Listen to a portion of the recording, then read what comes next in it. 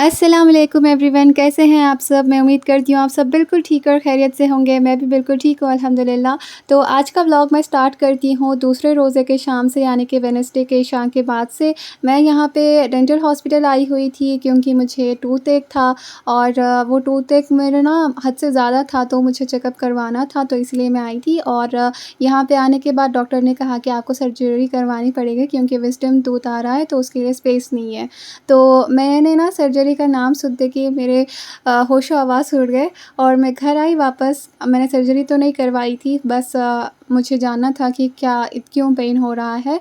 और wisdom tooth का pen जब भी हो किसी को, तो अगर वो अनलकी हो कि अगर उसको स्पेस नहीं है आने के लिए, तो उसका पेन अनबेरेबल होता है। और मुझे टूथ एक के साथ-साथ हेडेक भी हो रहा था, क्योंकि हेडेक इसलिए होता है क्योंकि टूथ के नर्व्स और दिमाग के नर्व्स जो है ना कनेक्टेड होते हैं, इसीलिए। ख़ैर घर आने के बाद मैंने नमाज़ पढ़ी थी और मैं 1 घंटा रोई थी और मॉम ने मुझे सँभाला था कि यार सच में मुझे सर्जरी करवानी पड़ेगी। तो मॉम ने मुझे सँभाला था और उसके बाद कहा कि करवा लो, बहुत कुछ आगे होने वाला है। तो ये छोटी-सी शुरुआत है बस।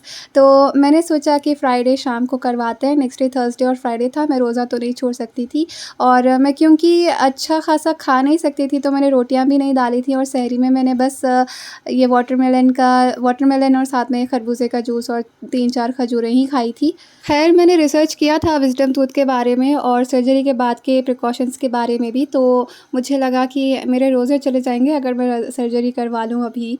तो थोड़ा बहुत पेन होगा, पेन किलर्स जो है वो मैं ले रही हूँ फ़िलहाल, और अभी तो ठीक है, पहले जितना हो रहा था उतना नहीं है। और दूसरे दिन मैं जो पेन बर्दाश्त नहीं कर सक रही थी, तो तब मैंने आइस क्यूब्स लिए थे और पॉलीथीन बैग में डाले और उसके बाद मैं उसको फ़ेस को लगाकर ऐसे ही हिजाब के साथ बाँध के रख दिया था। और काम भी कर रही थी मैं, तो मुझे मुश्किल हो रही थी थोड़ा बहुत, तो स्कार्फ़ के साथ मैंने इसको बाँध के रख लिया था। और आइस पैक रखने से ये फ़ायदा होता है कि जो स्वेलिंग हुई होती है, थोड़ी बहुत पेन होता है, तो वो स्वेलिंग भी कम हो जाती है और पेन भी थोड़ा बहुत कंट्रोल में रहता है। और ख़ैर ये दूसरे दिन की इफ़्तारी थी जो मैं आपके साथ शेयर करना चाहती थी। इफ़्तारी दूसरे दिन ना नेबर्स ने फ्रूट्स की प्लेट भिजवाई थी, तो वो थी, साथ में मैंने बस लेमनेड बनाया था और मॉम ने कॉर्न्स बनाए थे। और ये थर्सडे की शाम के वक़्त मैं इफ़्तारी जब बना रही थी, तो तब के क्लिप्स मैं आपके साथ शेयर कर रही हूँ। ख़ैर मैं जब प्री सर्जरी और पोस्ट सर्जरी के वीडियोस देख रही थी विज़डम टूथ के, तो उसमें किसी ने कमेंट्स में लिखा हुआ था कि अल्लाह ताला ये दर्द किसी दुश्मन को भी ना दे। वाक़ई में बहुत पेन होती है और ये अनबेरेबल था और मेरे रोज़े पिछले दिनों कैसे जा रहे थे ये बस मुझे ही मालूम था। और मैं ना वीकेंड का बहुत बेसब्री से इंतज़ार कर रही थी और काम भी था ना, तो मेरी नींद पूरी नहीं हो सक रही थी और रात को दर्द की वजह से नींद भी सही नहीं आ रही थी। तो बस 1-2 घंटे की नींद जो है वो ही पूरी हो रही थी बस। एंड यहाँ मैं इफ़्तारी में ना थर्सडे की शाम को वेजेस बनाना चाह रही थी और मैंने ओवन से बनाए थे, कहीं देखे नहीं हुए थे। बस मैंने एक बार ऑर्डर किया था किसी रेस्टोरेंट से या होटल से, मुझे अच्छे लगे हुए थे और आइडिया था मुझे कि किस तरह बनते हुए हैं, लेकिन मैंने जिस तरह सोचा था उस तरह नहीं बने, लेकिन मॉम को अच्छे लगे थे, मॉम ने खाए हुए थे और मैंने बस 1-2 ही खाए हुए थे और उसके बाद मुझे उतना अच्छा नहीं लगा, तो फिर मैंने नहीं खाया। इसलिए मैं ना यहाँ पे आपके साथ डिटेल रेसिपी शेयर नहीं कर रही हूँ।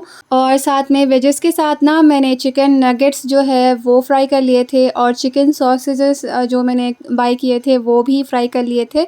और ख़ैर चिकन नगेट्स जो है ना वो मैंने अक्सर खाती रहती हूँ, उसका टेस्ट अच्छा लगता है।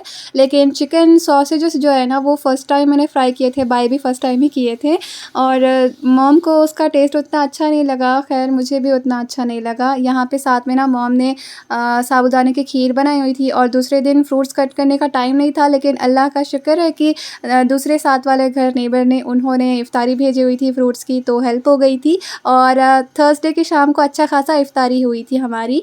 और मैं ना बस इफ़्तारी और सहरी में ही फुल रह रही थी, डिनर वगैरह मैं करना ही छोड़ दिया था क्योंकि स्पाइसी फ़ूड अक्सर नहीं खाया जाता और जब खाते हैं तो फिर पेन होता है गम एरिया में। और यहाँ पे थर्सडे की शाम को मुझे फ्रेश होकर सोना था क्योंकि नेक्स्ट डे फ्राइडे था और जो कुर्ता था ना न्यू वाला मैंने वो निकाल लिया था, प्रेस करके यहाँ पे रख दिया था और यहाँ पे मैं अतर जो है वो स्प्रे कर रही हूँ। फ्राइडे को अक्सर न्यू कपड़े पहनना या फिर अच्छे कपड़े पहनना सुन्नत भी होता है और मुझे अच्छा भी लगता है। और यहाँ पे कुर्ते के ऊपर ना मैं अतर स्प्रे कर रही थी और इसकी खुशबू वाक़ई में बहुत अच्छी है। और ये ब्राउन डार्क कलर का कुर्ता जो है ना वो मेरा फ़ेवरेट बन चुका है अभी, क्योंकि मेरा फ़र्स्ट टाइम था डार्क ब्राउन कलर पहनना। वैसे मेरे पास कोई डार्क ब्राउन कलर का कुर्ता नहीं था, तो मैंने सोचा ये बाय कर लेते हैं, और जब मैंने इसको वेयर किया तो वाक़ई में बहुत अच्छा लग रहा था। और इसके साथ में मैंने ना नीचे प्लाज़ो पहना था क्रीम कलर का, जो मैच हो रहा था। सो ख़ैर फ्रेश होकर मैं सो गई थी, और ये फ्राइडे की सहरी है। हॉर्लिक्स मिल्क लिया था, मॉम ने जो है वर्मिसेलीज़ का थोड़ा-सा स्वीट बना कर दे दिया था, और साथ में वाटरमेलन खजूरें मैंने खाई हुई थी। और सहरी के बाद फ्राइडे था ना, तो फ़जर की नमाज़ के बाद सूरह कहफ और यासीन शरीफ जो है वो फ्राइडे को मैं लाज़मी पढ़ती हूँ, तो मैंने फ़जर के बाद ही रीड कर लिया था। ज़ोहर के बाद वैसे भी काम में मैं बिज़ी होती हूँ, तो वो टाइम जो है वो भी कम रहता है, और मैं नैप्स भी लेती हूँ बीच-बीच में। मुझे झटके आते हैं नींद के, अगर मैं नींद पूरी ना लूँ तो काम के वक़्त, तो 10-10 मिनट के लिए मैं सोकर उठ जाती हूँ। सो बस फिर फ़जर की नमाज़ के बाद से लेके काम में होती हूँ, और सुबह 6:30 से लेके शाम 4 बजे तक तो मुझे एक ही जगह बैठ के काम करना होता है, तो उसमें ना मैं कुछ भी शूट वग़ैरह नहीं करती, और बस बीच में 10 मिनट सोकर उठ जाती हूँ। ज़्यादा भी नहीं सो सकती, क्योंकि काम फिर लेट हो जाएगा इसीलिए। तो बस शाम के यहाँ पे 4 बज गए थे, तो मैंने सोचा कि यहाँ पे 20 मिनट थे असर के लिए, तो मैं सोकर उठ जाती हूँ। और उसके बाद असर की नमाज़ मैंने पढ़ ली थी। असर की नमाज़ के बाद थोड़ा बहुत ज़िक्र कर लिया था, और उसके बाद मैं किचन रूम में गई थी, ताकि अपने लिए और मॉम के लिए इफ़्तारी बनाऊँ।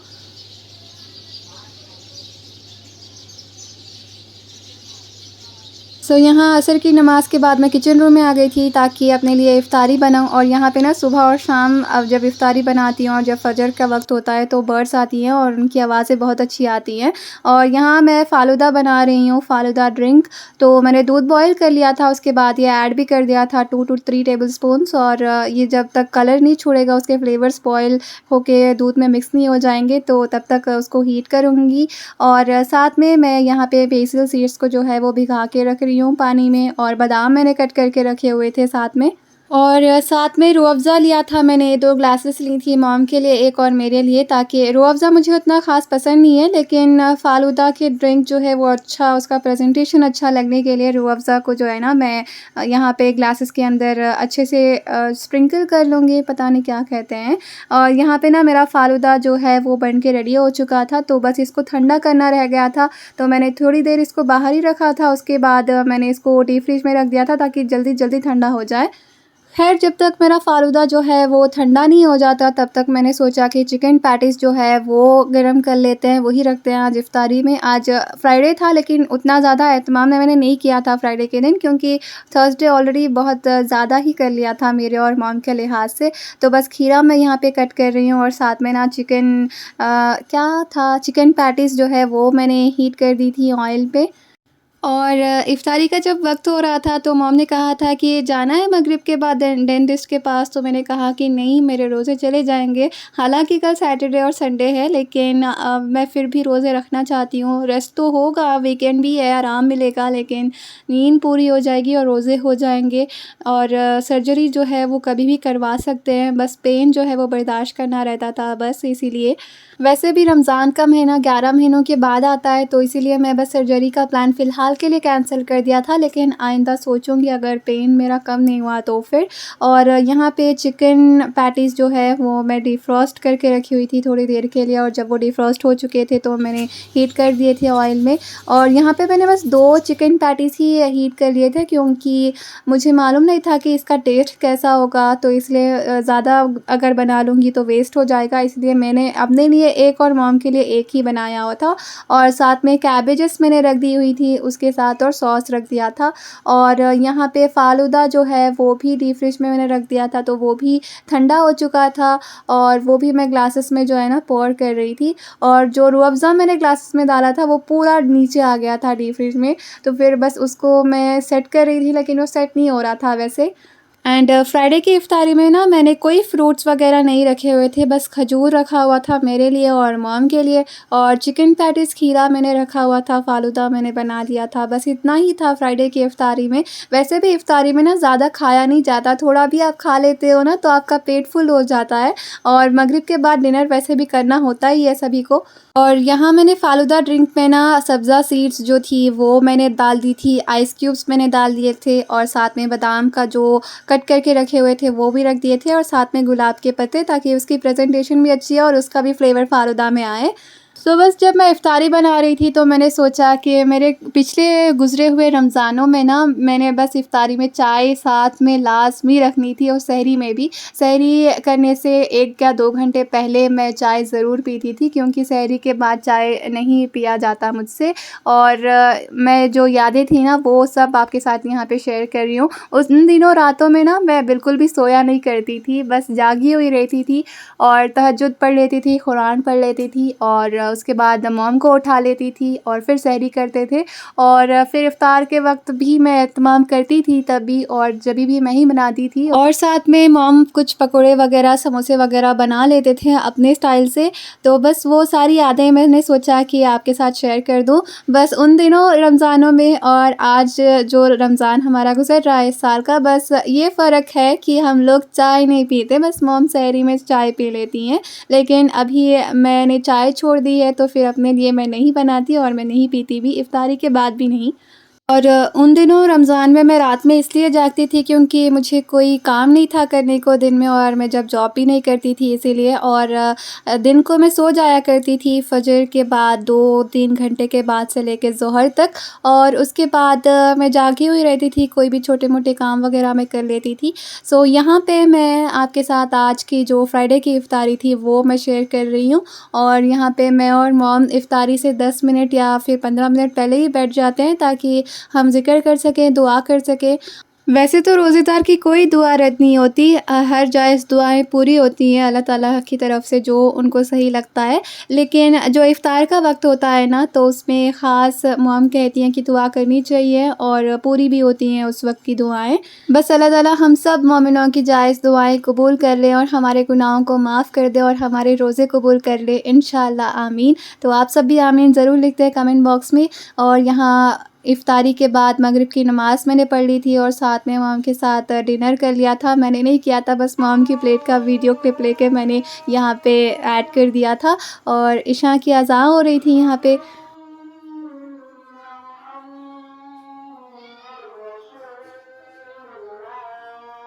बस यहाँ पे थोड़ी देर बाद इशा की नमाज़ भी मैंने अदा कर दी थी, और उसके बाद मैंने सोचा कि कुरान पढ़ लूँगी और थोड़ा देर तक पढ़ूँगी, क्योंकि अगर वैसे भी मैं जागूँ भी ना तो मुझे टेंशन नहीं है कि कल काम है, क्योंकि वीकेंड है, सैटरडे और संडे मुझे फ्री टाइम होता है, तो बस सो जाऊँगी या फिर घर के काम वगैरह जो पेंडिंग है वो कर लूँगी।